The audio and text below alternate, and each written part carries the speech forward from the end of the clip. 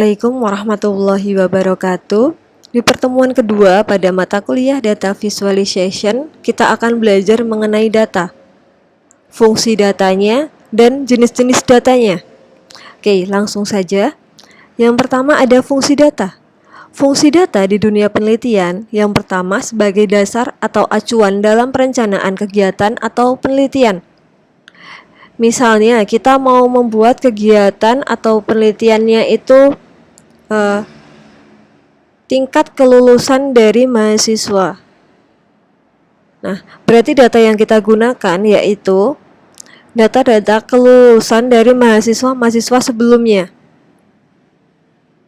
Oke, yang kedua, sebagai bahan evaluasi kegiatan atau penelitian. Nah, hasil dari penelitian tadi, datanya kan adalah prediksi kelulusan. Nah, seperti itu. Data dari hasil prediksi kelulusan itu dijadikan bahan evaluasi. Apakah data yang diprediksi itu benar atau salah, tingkat akurasinya tinggi atau rendah. Selanjutnya ada fungsi data di dunia komputasi, digunakan sebagai bahan atau dasar atau acuan juga dalam proses pengolahan untuk menghasilkan informasi. Informasi ini digunakan untuk apa? Digunakan untuk mengambil putusan. Nah, jadi di komputasi itu datanya diproses menghasilkan informasi. Proses dari datanya itu menjadi sebuah informasi. Informasi ini digunakan untuk mengambil keputusan. Oke, next. Macam data. Nah, macam-macam data secara luas itu ada data kualitatif dan data kuantitatif. Data kualitatif itu verbal, berbentuk kalimat. Kalau data kuantitatif itu berbentuk angka, quantity ya, angka. Oke. Selanjutnya, data kualitatif itu adalah data yang berbentuk sesuatu yang tidak dapat dihitung. Sifatnya verbal, seperti kalimat atau ucapan. Misalnya kita lihat nih gambar apelnya nih. Nah, kita pengen cari tahu data kualitatif dari gambar apel ini. Data kualitatif dari gambar apel adalah apel tersebut berwarna merah, memiliki daun berwarna hijau, dan berbentuk bulat tidak teratur. Oke, jadi data kualitatifnya itu berbentuk kalimat yang tidak mengandung suatu angka atau tidak mengandung sesuatu yang dapat dihitung. Warna merah, apelnya warna merah, daunnya warna hijau, bentuknya bulat, terus apalagi tuh, punya batang kecil ya. Nah, seperti itu. Oke, selanjutnya, nah ini adalah metode pengumpulan data kualitatif. Bagaimana sih cara mengumpulkan data kualitatif tuh? Yang pertama, metodenya ada wawancara. Wawancara itu mengajukan pertanyaan langsung kepada objek. Misalnya kita mau menganalisa tingkat kemiskinan di suatu desa A. Nah, maka kita akan terjun langsung ke desa itu, tanya kepada warganya, tanya kepada objeknya. Seperti itu namanya wawancara. Lalu yang kedua, kelompok diskusi. Nah, kelompok diskusi ini hampir mirip, bahkan sama dengan wawancara. Yang membedakan adalah di sini kita atau yang akan melakukan penelitian atau yang mau melakukan pengumpulan data itu mengundang beberapa objek untuk diajak berdiskusi bersama. Jadi nanti hasil datanya itu lebih valid karena lebih dari banyak objek gitu. Dan yang selanjutnya ada metode pengamatan atau observasi, yaitu terjun langsung ke lapangan, mengamati dan mencatat hasilnya. Selanjutnya, nah ini adalah cara untuk menganalisa data kualitatif. Jadi bagaimana kita bisa mengolah data kualitatif itu? Bagaimana sih caranya? Nah, yang pertama itu ada pendekatan deduktif. Pendekatan deduktif itu menggunakan panduan yang udah ditetapkan oleh peneliti sebelum-sebelumnya. Jadi lebih cepat dan lebih mudah. Jadi kita nggak usah buat form, kita nggak usah buat pertanyaan. Nah, itu sudah disediakan oleh peneliti-peneliti sebelumnya. tergantung kita mau melakukan analisa data apa. Nah, yang selanjutnya pendekatan induktif. Ini nggak ada panduannya. Digunakan ketika hasil dari datanya tuh sulit untuk dianalisa atau sebelumnya tuh belum ada panduannya. Jadi harus menganalisa sendiri. Gitu. Jadi harus membuat panduan sendiri, harus mencoba-coba datanya sendiri, seperti itu. Itu kalau induktif. Jadi kalau deduktif itu menggunakan panduan atau form atau template yang sudah disediakan oleh peneliti lain. Tetapi kalau induktif itu kita buat template-nya sendiri. Karena hasilnya tuh memang susah untuk dianalisa kalau menggunakan template orang lain itu atau template-nya belum ada. Selanjutnya, data kuantitatif. Nah, data kuantitatif ini adalah data yang dapat dihitung, bentuknya angka, atau bisa berupa nilai dari data kualitatif. Maksudnya gimana? Misalnya data kualitatifnya nih, apelnya berwarna merah. Nah, merahnya tuh dari range 1 sampai 5. Merahnya yang merah banget, merah, agak pudar, mudar, atau merah pucat. Nah, seperti itu. Jadi ada nilainya. Kalau kuantitatif tuh kualitatif yang dinilaikan. Seperti itu. Lalu kita lihat gambar apelnya lagi ya. Dari gambar apel ini, data kuantitatifnya itu adalah apelnya berjumlah 3. Nah, di sini ada angkanya ya, 3 buah. Lalu beratnya itu adalah setengah kilogram. Ada angkanya juga. Dan yang terakhir harganya itu Rp5.000 per buah atau Rp15.000 semua apel. Nah, jadi di sini mengandung angka yang dapat dihitung ya. Seperti itu kuantitatif. Kuantitatif itu berbentuk angka. Selanjutnya, nah ini adalah metode pengumpulan data kuantitatif. Bagaimana caranya mengumpulkan data kuantitatif, mengumpulkan data angka? Nah, yang pertama ada sampling probabilitas. Ini digunakan ketika datanya terlalu besar. Jadi nanti akan ada memilih datanya secara acak untuk digunakan sebagai sampel aja. Jadi datanya tuh nggak semuanya digunakan, hanya dipilih beberapa acak untuk dijadikan sampel penelitian. Nah, kelebihannya ini dapat mengurangi bias. Kenapa kok bisa mengurangi bias? Karena biasanya datanya itu ada yang berulang-ulang. Jadi kalau dipilih secara acak, itu datanya lebih lebih teracak. Biasanya datanya itu juga dia urut ya.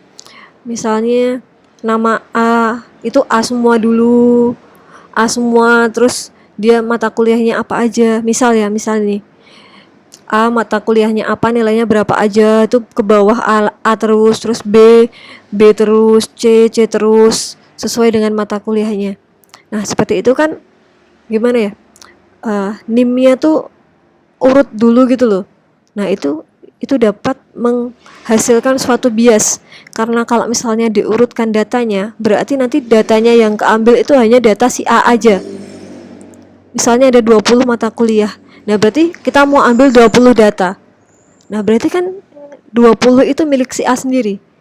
Kalau kita mau ambil 40 data nih, berarti data yang terambil itu punya si A dan punya si B. Nah, jadi seperti itu. Untuk mengurangi bias itu bisa dilakukan data secara acak untuk diambil sampel-sampelnya aja.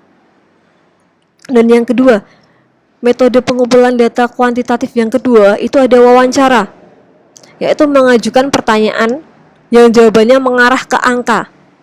Jadi bedanya sama kualitatif tadi, kalau kualitatif itu jawabannya bisa berupa opini, argumen, saran, atau pengalaman. Nah, kalau di kuantitatif ini itu jawabannya mengarah ke angka. Contoh pertanyaannya seperti berapa jumlah penjualan barang di setiap harinya. Nah, berapa jumlah penjualan barang setiap harinya? Jawabannya adalah angka. Hari Senin penjualannya 50, hari Selasa naik jadi 60, hari Rabu turun 40, hari Kamis itu 80, Jumat itu 100, Sabtu itu lebih naik lagi 150, Minggu menjadi 200. Nah, seperti itu. Jadi di pengumpulan data kuantitatif, maaf ya. Nah, ini itu juga data yang dikumpulkan harus berupa angka. Selanjutnya ada survei atau kuesioner.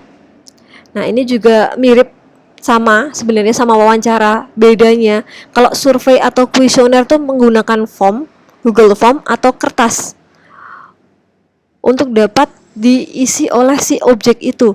Jadi si pengumpul data ini menuliskan pertanyaan-pertanyaan, terus si objeknya nanti menuliskan datanya, bisa berupa angka atau rating. Nah, yang selanjutnya pengamatan. Nah, mengamati objek dan menyimpulkan hasilnya. Hasilnya ini berupa kuantitatif ya, berupa angka. Contohnya, seorang polisi berdiri di sebelah jalan untuk menghitung jumlah kendaraan yang melintas saat hari libur besar untuk mengetahui jumlah kepadatan kendaraan. Nah, jadi kalau mau mengetahui jumlah kepadatan kendaraan, si polisi ini langsung terjun langsung ngamatin, ngitung sendiri di sebelah jalan 1, 2, 3, 4, 5, 6 dan seterusnya. Nah, seperti itu. Itu namanya pengamatan.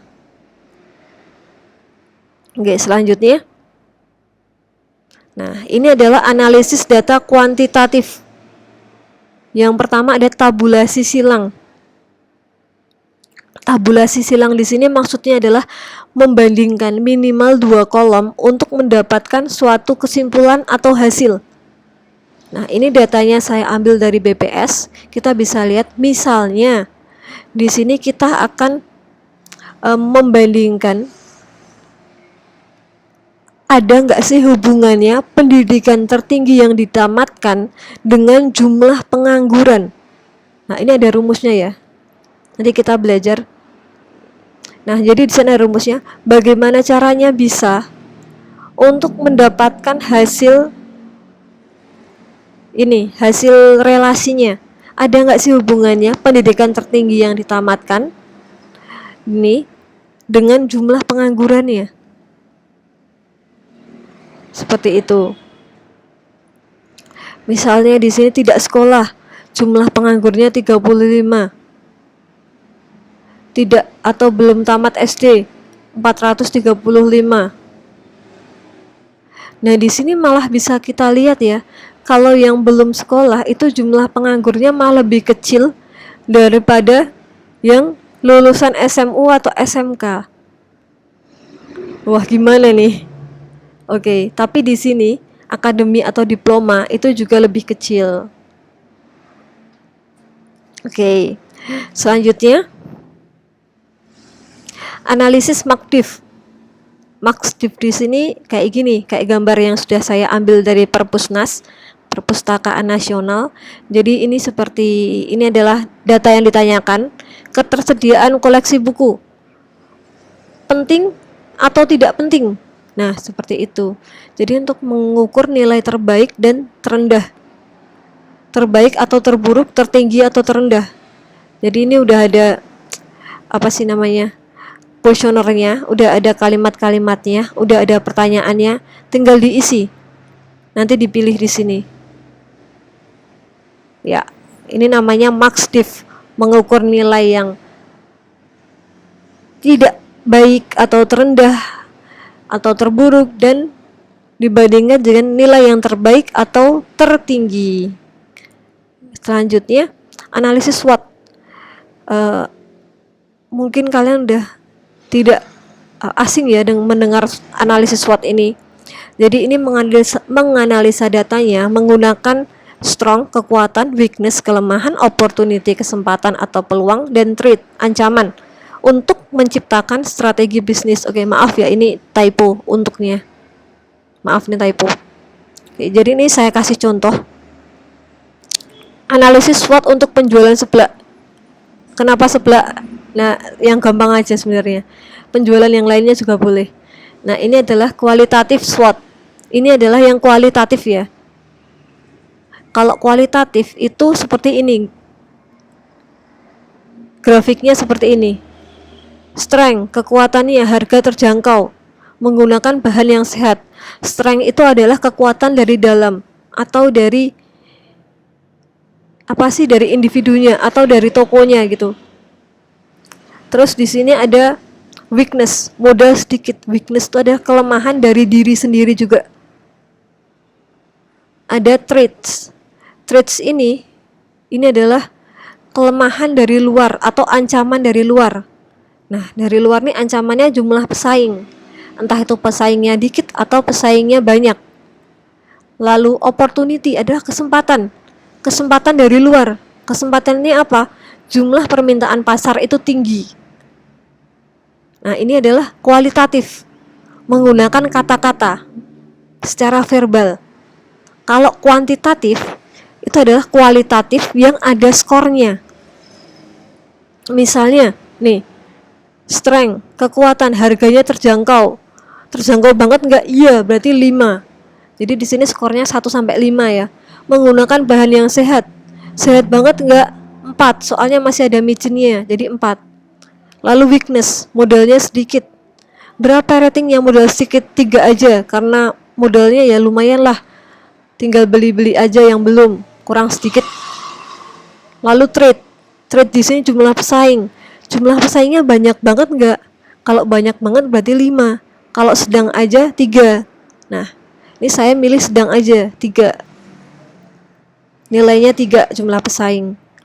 Lalu di sini opportunity, jumlah permintaan pasar tinggi. Iya nih, jumlah permintaan pasarnya tinggi. Jadi saya pakai 4.